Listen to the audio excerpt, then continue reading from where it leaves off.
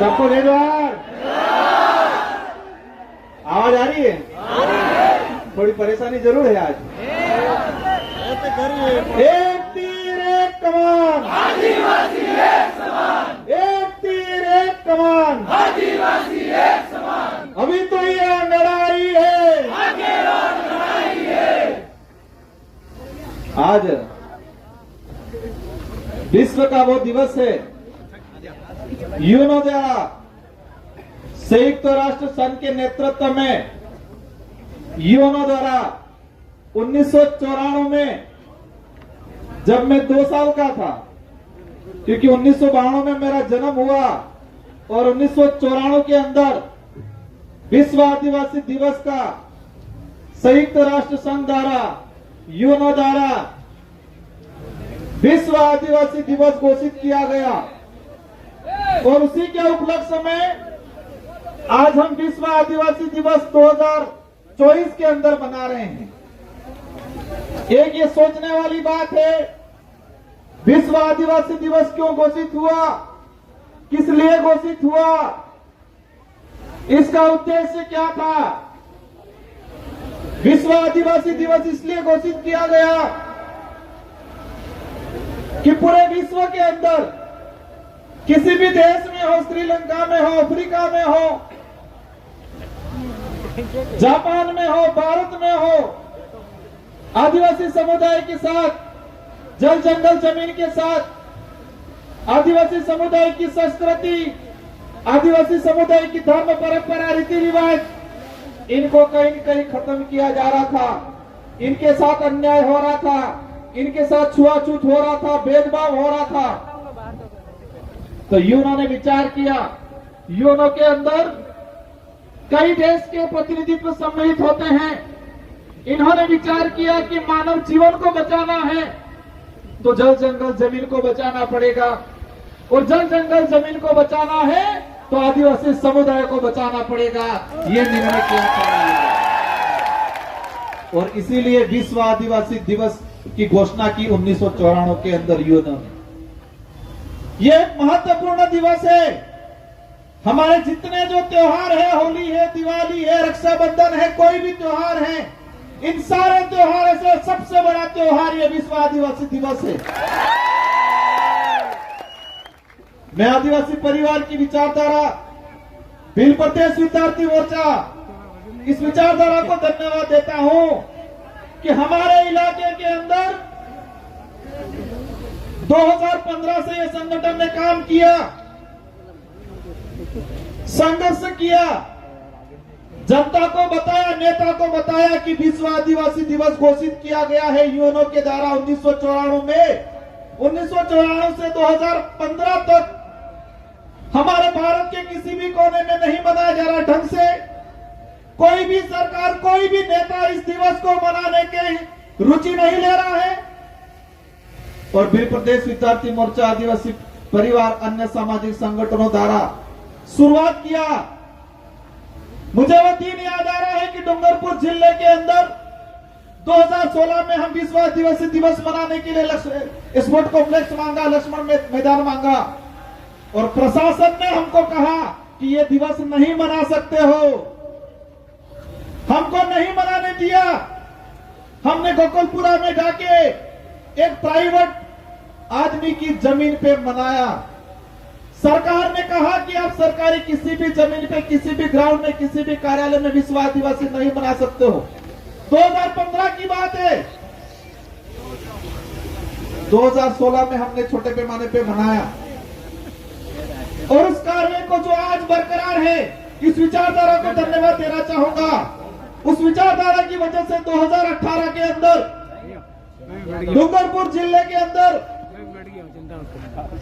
इस विचारधारा ने ऐसा काम किया कि पूरा डूंगरपुर जाम हो गया।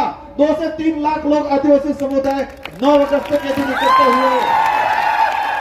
और वसुंधरा सरकार थी, राजस्थान के अंदर वसुंधरा मैडम मुख्यमंत्री थी। उन तक मैसेज गया कि डूंगरपुर जिले के अंदर विश्व आदिवासी दिवस के दिन लाखों लोग एकत्रित हुए, पूरा जिला जाम हुआ। और उसी दौरान वसुंधरा मैडम ने ऐच्छिक अवकाश की घोषणा करती पूरे राजस्थान के अंदर विश्व आदिवासी दिवस। मैं इस इतिहास को और इस दिवस के महत्व को इसलिए बता रहा हूं कि हमें पता होना चाहिए कि विश्व आदिवासी दिवस कब बनाया, कब शुरू हुआ, किसकी मेहरबानी है। ये आप सबकी इस विचारधारा की, गोविंद गुरु महाराज की, संत सुरमाल महाराज की, मावजी महाराज की, मामा पालेश्वर की, इस तपोभूमि की, उनके विचारों की मेहरबानी की वजह से आज मनाया जा रहा है। क्योंकि हमारे इलाके में मावजी महाराज ने, गोविंद गुरु महाराज ने, मामा बालेश्वर ने इस समाज को जागृत नहीं किया होता तो हम यूएनओ द्वारा जो घोषित किया है दिवस, उसके बारे में नहीं पता चलता हम लोगों को। और 2018 के अंदर 84 की जनता ने मुझे जिता के भेजा, सागवाड़ा की जनता ने हमारे राम प्रसाद जी को भेजा और हम लोग जीत के गए विधानसभा के अंदर। 2019 में हमने अशोक गहलोत जी को कहो कि अगर आप आदिवासी हितैषी हो,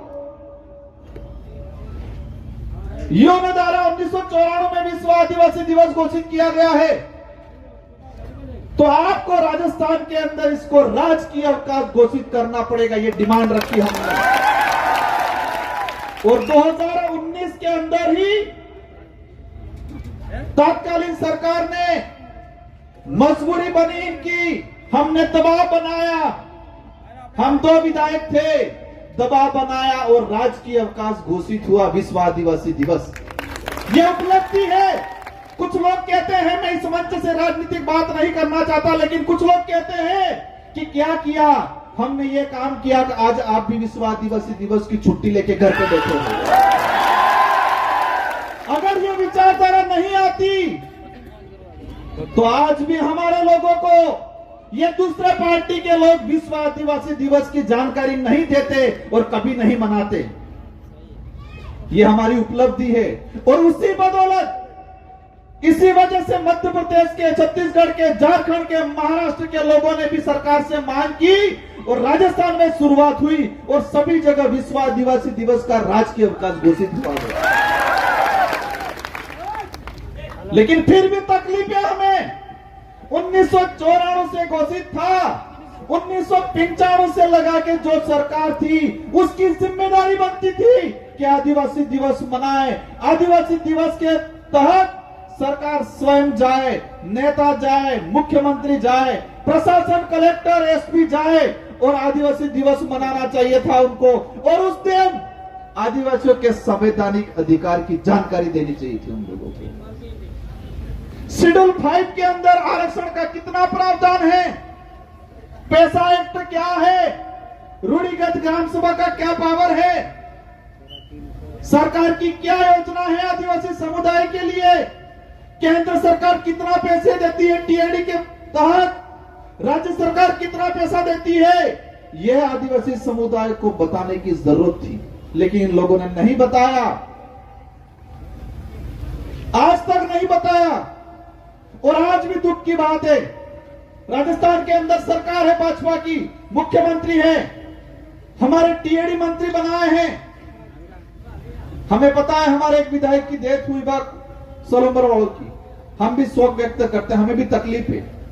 लेकिन ये यूएनओ द्वारा राजकीय अवकाश घोषित किया गया था तो इनकी जिम्मेदारी बनती थी कि आदिवासियों के बीच में आए, आदिवासियों की समस्या जानते, आदिवासी कितना विस्थापित हो रहा है, राजस्थान में संविधान के आधार पर कितना आरक्षण होना चाहिए, कितना मिल रहा है, संवैधानिक जानकारी देने की जरूरत थी, आदिवासियों की समस्या सुनने की जरूरत थी आज के दिन। लेकिन आज वर्तमान में जो सरकार में बैठे हैं, एक भी मंत्री संतरी कहीं पर भी विश्व आदिवासी दिवस नहीं मना रहा है और बात करते हैं कि हम आदिवासियों का भला चाहते हैं। कुछ लोग कहते हैं इस इलाके में माहौल बिगड़ गया है, सुना होगा आपने, क्या कहते हैं, इस इलाके में माहौल बिगड़ गया है। मैं कहता हूं बिल्कुल तुम्हारा जो लूटने का तरीका था वो बिगड़ गया, इसको बिल्कुल आपकी नजरों में, आपकी सोच के हिसाब से आपका माहौल बिगड़ा है, क्योंकि तुम लूटते थे, तुम बेवकूफ बनाते थे, तुम जुमले फेंकते थे, आदिवासियों के हक अधिकार को बेचने का काम करते थे और ये समाज जाग गया है, समझ गया है, लड़ने को तैयार हो गया, इसलिए उनको लगता है माहौल बिगड़ गया। साथियों, मैं समझता हूं हमारे व्यवस्थापकों ने बहुत मेहनत की, दिल से रात दिन तपड़ रहे थे ये, लेकिन बारिश थोड़ी ज्यादा होगी इसलिए अव्यवस्था होगी। मैं समझ रहा हूं, मुझे तकलीफ है इस बात की, लेकिन बांसवाड़ा के इतिहास में पहली बार विश्व आदिवासी दिवस जिला मुख्यालय पे और इतने बड़े पैमाने पे मनाया जा रहा है, और आज उस इतिहास के आप गवाह हो, और आने वाली पीढ़ी इसी जिला मुख्यालय पे हम सब आने वाले साल धूमधाम तरीके से दोबारा मनाएंगे। और जितनी असुविधा हुई है, इन असुविधाओं को दूर करने का काम करेंगे आने वाले समय में। कुछ बड़े नेताओं का, कुछ हमारे समाज का सर्टिफिकेट लगा के नौकरी लग गए, वर्दी पहन ली, व्हाइट ड्रेस पहन ली, वो कहते थे हमको निमंत्रण नहीं आए। मैंने कहा भाई, मेरे या किसी की शादी नहीं है कि निमंत्रण भेजेंगे। हमारे पुरखों के संघर्षों की वजह से, हमारे पुरखों के लोकतांत्रिक गणराज्य व्यवस्था की वजह से यूएनओ ने यह दिवस घोषित किया गया है। यह हमारा सबका दिवस है, यह किसी एक का कार्यक्रम नहीं है, यह हमारा सबका कार्यक्रम है। हमारी सबकी जिम्मेदारी बनती है कि हम विवेक से, हम स्वेच्छा से आए, इस दिवस को धूमधाम तरीके से मनाएं। एक बात तकलीफ होती है, आज विश्व आदिवासी दिवस का राजकीय अवकाश घोषित किया गया, कर्मचारी भाई घर पे जाके सो रहा होकर बाकरा की ही ने सप के ही सोए। अगर भाई ये विचारधारा ने काम नहीं किया होता, हमारे पुरखों ने संघर्ष नहीं किया होता, तो 1994 में यूएनओ द्वारा विश्व आदिवासी दिवस घोषित नहीं हुआ होता। और विश्व आदिवासी दिवस घोषित नहीं हुआ था तो हम 2015 से 18 तक संघर्ष नहीं करते, और हम संघर्ष नहीं करते तो हो सकता है विश्व आदिवासी दिवस की आज छुट्टी नहीं मिली होती, और तुम्हारे बॉस की गालियां सुनते होते, आज किसी न किसी फाइल को दिया होता, कोई काम दिया होता। लेकिन आज अवसर मिला है तो आपकी जिम्मेदारी बनती है, हम ये नहीं करेंगे अब इस कार्यक्रम में आओ। लेकिन मैं आने वाले समय के लिए भी हमारे कर्मचारी, अधिकारियों, भाई, नेताओं से कहना चाहूंगा, विश्व आदिवासी दिवस की छुट्टी मिली है तो आपकी जिम्मेदारी बनती है कि उस दिन आप अपने परिवार को बताओ, अपने गांव में बताओ कि आदिवासी दिवस क्यों मनाया जा रहा है, कब घोषित हुआ, इसका उद्देश्य क्या है। आदिवासी समुदाय के लिए संविधान में क्या प्रावधान है, कितना आरक्षण मिल रहा है, जल जंगल जमीन के लिए कौन लड़ रहा है, ये आपको आपके परिवार में, आपके गांवों में बताने की जरूरत है। लेकिन वो कई जने तो बता रहे हैं, कई जने घर पे बैठे डरते हैं, वो डरते डरते ही चले जाएंगे। Very good. हमारा फर्ज है उनको जगाना है, क्योंकि ये लड़ाई मेरे अकेले की नहीं है, आपके अकेले की नहीं है, लड़ाई सबकी है। ये लड़ाई सिर्फ आदिवासी समुदाय की नहीं है, ये लड़ाई मानव मात्र की है। हर धर्म, हर समुदाय, हम सबकी लड़ाई है, क्योंकि आदिवासी जो लड़ाई लड़ रहा है प्रकृति को बचाने की लड़ाई लड़ रहा है, और प्रकृति रहेगी, जल जंगल जमीन रहेगा तो ऑक्सीजन सबको मिलेगी, और ऑक्सीजन सबको मिलेगी तो जिंदा सब रहेंगे, और ऑक्सीजन नहीं मिलेगी तो जिंदा कोई नहीं रहेगा। इसलिए हम सबकी जिम्मेदारी है। इस मंच से हमारे पूर्व सबसे पहले यहाँ विधायक थे, उनकी जो पोती आई है उनको धन्यवाद देना चाहूंगा। हमारे बीच में किसान आंदोलन के नेता भाई साहब प्रोफेसर साहब को नमन करना चाहूंगा। हमारे अतुल जी मीणा आए हैं, सारे जो मंच में विराजमान है उनको धन्यवाद देना चाहूंगा। 2 सांस्कृतिक टीम आई, एक असम से आई, इनसे हमको सीखना चाहिए। वो खुद बजाते हैं, खुद गाते हैं और खुद नाचते हैं, वो डीजे की जरूरत नहीं पड़ती है, और यही हमारा कल्चर है। मैं चाहूंगा पिछली बार आने वाले समय में बांसवाड़ा का कल्चर टीम तैयार हो, डोल ने कुड़ी हाथिया पड़े, और એનો જે સાઉન્ડ આવે, એનો જે તાલ આવે, એ કણાય ડીजे નો તાલ नहीं આવે। इसलिए हम सभी मिलके साथियों, डूंगरपुर वाले फोन पे फोन कर रहे हैं, कह रहे हैं कि हमने भी दिया है वोट थोड़ा। मैंने कहा बांसवाड़ा वालों की पहली जिम्मेदारी है, उनका पहला हक बनता है। मैंने कहा बांसवाड़ा पहले जाएंगे, सेकंड नंबर डूंगरपुर आएंगे। इसलिए वो इंतजार कर रहे हैं, इसलिए मुझे निकलना है। लेकिन एक बात कह के जाना चाहूंगा, किसी के बहकाए में मत आना। हमारा विवेक से हमें लड़ाई लड़नी है। और जो विस्थापन हो रहा है, मैंने सारी डिटेल निकाली है कि कुछ देश के अंदर आदिवासियों का कितना विस्थापन हुआ। कई प्रोजेक्ट के माध्यम से, जैसे हमारे यहाँ पावर प्लांट दानपुर वाला, टाइगर प्रोजेक्ट, सोने की खदान, इस तरह के कई प्रोजेक्ट के माध्यम से पिछले 5 साल के अंदर 4.5 लाख आदिवासियों को विस्थापित किया गया इस देश के अंदर। ये गवर्नमेंट एरिया रिकॉर्ड में, ये हमारे लिए एक दुखद बात है। पावर प्लांट वाली लड़ाई है, हमें संवैधानिक तरीके से इसको लड़ना है, क्योंकि ये प्रोजेक्ट हो, दूसरा प्रोजेक्ट हो, भविष्य में नुकसान हुआ तो आने आसपास के 100 किलोमीटर वाले लोगों को इसकी परेशानी का सामना करना पड़ेगा। हमारे कई साथी जेल में गए, हमन भाई भी जेल में गए। मैंने कहा उनको, देखो इतिहास उठा के देख लो, आजादी से पहले कौन जेल में गया जिन्होंने अंग्रेजों के खिलाफ लड़ाई लड़ी थी, गलत नीतियों के खिलाफ लड़ाई लड़ी थी। आने वाले समय में आपको भी, आने वाली पीढ़ी विचार करेगी कि इस प्रोजेक्ट के पक्ष में कितने थे, इसके विरोध में कितने थे। आपका सबका आने वाली पीढ़ी परीक्षा करेगी, समझेगी कि हकीकत क्या है।